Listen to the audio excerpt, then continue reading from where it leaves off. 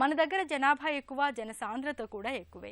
Corona ఉధృతి పెరుగుతోన్న నేపథ్యంలో అందరినీ గిరిగీసి కట్టడి చేయడం అంత తేలికైన పని కాదు.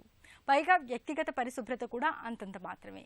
ఇలాంటి పరిస్థితుల్లో నిర్లక్ష్యం చూపిస్తే ఏ క్షణంలోనైనా కరోనా ఉధృతంగా ప్రమాదకరంగా మారే అవకాశాలే ఎక్కువ. వైరస్లు ఏవైనా సరే వృద్ధులు, శారీరకంగా బలహీనంగా ఉండేవారు, వ్యాధి నిరోధకత తక్కువగా ఉండేవారిపైనే ఎక్కువగా ప్రభావం చూపుతుంటాయి. హై బీపీ, షుగర్, క్యాన్సర్ల వంటి దీర్ఘకాలిక జబ్బులతో బాధపడే వారికి కరోనా ముప్పు ఎక్కువగా ఉంటుంది. ఈ నేపథ్యంలో కరోనా విషయంలో మనం తీసుకోవాల్సిన జాగ్రత్తల గురించి డాక్టర్ని అడిగి ఇప్పుడు తెలుసుకుందాం.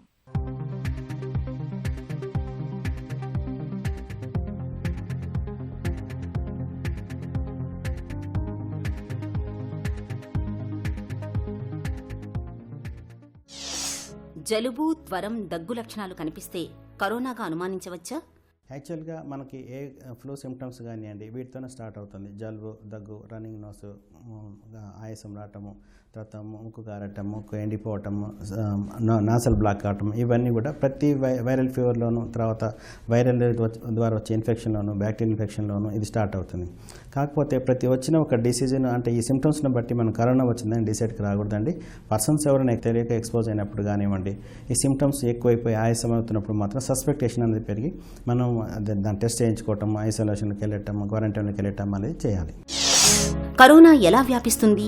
ఎక్కడెక్కడ ఈ వైరస్ ఉండే అవకాశం ఉంది?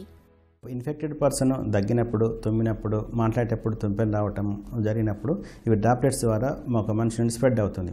అయితే గాలిలో ఇది ఎక్కువ బరువు ఉండటం వల్ల హ్యాంగ్ అవ్వటం లేదు కాబట్టి, అంటే బరువు ఎక్కువ ఉండటం వల్ల తొందరగా కింద పడిపోతుంటుంది. సో ఏవైనా వస్తువులు పక్కన ప్లాస్టిక్ కానివ్వండి, ఏదైనా వస్తువుల మీద కానీ, ఉపరితల మీద అది అలానే ఉంటుంది.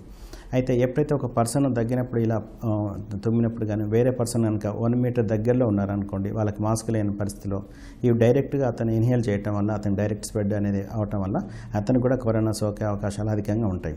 అదేవిధంగా ఒక ఇన్ఫెక్టెడ్ ఉన్న పర్సన్లు ఉన్న దాంట్లో అతని దగ్గర ఉన్న వస్తువులను టచ్ చేయటం వల్ల అవి మన హ్యాండ్కి టచ్ కావటము, తద్వారా అవే హ్యాండ్స్ మన కంట్లోనూ, ముక్కులో, నోట్లోనూ పెట్టుకున్నట్లయితే అవి డైరెక్ట్గా మళ్ళీ రెస్పిరేటరీ సిస్టంలోకి వెళ్ళిపోయి మనకి ఇన్ఫెక్షన్ వచ్చే అవకాశాలు అధికంగా ఉంటాయి. కరోనా ఎలా ప్రాణాంతకంగా మారుతోంది? కరోనా అనేది ప్రతి ఒక్కరికి, యంగ్ పర్సన్ నుంచి ఓల్డ్ పర్సన్స్ వరకు అందరికీ రావచ్చు. అయితే ఈ ఓల్డ్ పర్సన్స్లో ఆల్రెడీ వాళ్ళు డిసీజ్తో కనుక సఫర్ అవుతున్నారు అనుకుంటే, అంటే ఆస్తమా కానివ్వండి, సిఓపిడి పేషెంట్స్, తర్వాత హార్ట్ ప్రాబ్లం ఉండేవాళ్ళు, కిడ్నీ ప్రాబ్లం ఉండేవాళ్ళు, డయాబెటిక్ పేషెంట్ వాళ్ళు, వీళ్ళలో ఇమ్యూనిటీ పవర్ తక్కువ ఉండటము, అదేవిధంగా క్యాన్సర్ ట్రీట్మెంట్ తీసుకునే వాళ్ళలో, స్టెరాయిడ్ తీసుకునే వాళ్ళు, ఈ పేషెంట్లు అందరిలో కూడా ఇమ్యూనిటీ పవర్ తక్కువ ఉంటుంది. కాబట్టి వీళ్ళకి తొందరగా వచ్చే అవకాశాలు ఎక్కువ. ఏ డిసీజ్ కాదు, ఏ డిసీజ్ అయినా వచ్చినప్పుడు తొందరగా వీళ్ళు అట్రాక్ట్ కావటం, అంటే తొందరగా రావటం వీళ్ళు, తర్వాత ఇమ్యూనిటీ పవర్ లో ఉంటుంది కాబట్టి తొందరగా తగ్గే అవకాశాలు ఉండదు. కాబట్టి డెత్ రేట్ అనేది ఈ పర్సన్స్కి అనేది అధికంగా ఉంటుంది. కరోనాతో యువతకు ప్రమాదం లేదా? యూత్ కూడా ఈ కరోనా దగ్గర అదేనండి, అందరూ అపోహపడద్దు. యూత్ కనుక మాకు ఏ ప్రాబ్లం లేదు, మేము యంగ్ ఎనర్జెటిక్, మాకు ప్రతి డిసీజ్ కూడా తొందరగా తగ్గుతుంది అనేది మాత్రం అనుకుంటారు. అది ఈ కరోనా దగ్గర మాత్రం అట్లా అపోహపడవద్దు. ఎవరికైనా రావచ్చు, కాకపోతే ఈ ఇన్ఫెక్షన్ అనేది యూత్కి వస్తుంది, ఓల్డర్ పీపుల్కి వస్తుంది. కాకపోతే డెత్ రేట్ అనేది ఓల్డర్లో ఎక్కువ ఉంటుంది, ఓల్డర్ పీపుల్లో. బట్ ఈ ఇమ్యూనిటీ పవర్ ఎక్కువ ఉంటుంది కాబట్టి పిల్లల్లో, అంటే యంగ్ జనరేషన్లో మైల్డ్ మోడరేట్ సింప్టమ్స్ వచ్చేసి తగ్గే అవకాశాలు అధికంగా ఉంటాయి. కాకపోతే డిసీజ్ మాత్రం స్ప్రెడ్ అవ్వటం అనేది అందరికీ వచ్చేస్తుంది. ఇది కరోనా వైరస్ను ఎలా నిర్ధారిస్తారు?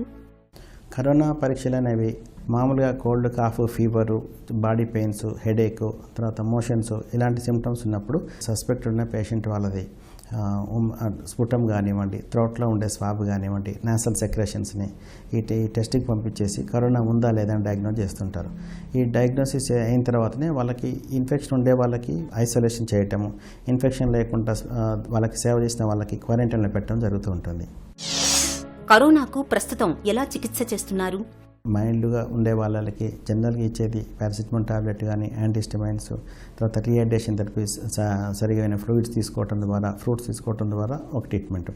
ఆ తర్వాత ఇంకా సివియర్గా ఉండే వాళ్ళకి హాస్పిటల్లో పెట్టి, అంటే హాస్పిటల్లో ఉండే వాళ్ళకి ఈ హైడ్రాక్సిక్లోరోక్విన్, అజిత్రోమైసిన్ ఇవ్వడం జరుగుతుంటుంది. సో తర్వాత వీళ్ళకి ఫర్దర్గా సెకండ్ ఇన్ఫెక్షన్ రాకుండా కూడా హెయిర్ యాంటీబయాటిక్ ఇవ్వటం, వెంటిలేటర్ మీద ఉండే వాళ్ళకి ఇవ్వడం జరుగుతుంది. అయితే కొత్తగా ఇంకో థెరపీ ఏంటంటే ప్లాస్మా థెరపీ. ఈ ప్లాస్మా థెరపీ అనేది పేషెంట్స్కి ఆల్రెడీ ఇన్ఫెక్టెడ్ అయ్యి ఉండే వాళ్ళకి దీన్ని ఇవ్వటం ద్వారా ఈ ప్లాస్మాలో ఉండే ఇమ్యూనోగ్లోబిన్స్ కరోనా వైరస్కి ఎగనెస్ట్గా పోరాడి డిసీజ్ కంట్రోల్ చేయడం జరుగుతుంది. కరోనాను ఎదుర్కోవడానికి 4 ముఖ్యమైన సూత్రాలేంటి? ప్రభుత్వం మనకి లాక్డౌన్ పీరియడ్ విధించింది కదా. ఈ ప్లేస్లలో మనకి కేసెస్ కనుక మోర్ దాన్ 10 కేసెస్ ఎక్కడెక్కడ రికార్డ్ అవుతున్నాయో దాన్ని టైర్ 1గా గుర్తించడం జరిగింది.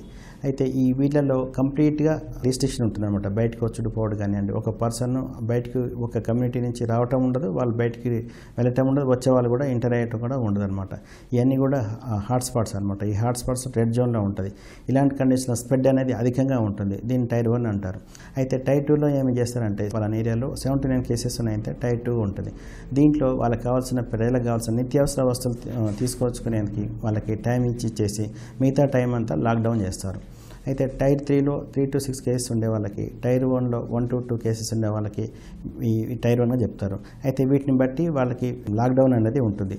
ఎప్పుడైతే టైర్ 1 పేషెంట్లకు ఇది ఎక్స్పోజింగ్ తక్కువ ఉంటుంది కాబట్టి, స్ప్రెడ్ తక్కువ ఉంటుంది కాబట్టి వాళ్ళకి రిలాక్సేషన్ ఇవ్వటం, అయితే టైర్ 4 ఉండే వాళ్ళకి స్ట్రిక్ట్ కంట్రోల్ చేయటం జరుగుతుంది.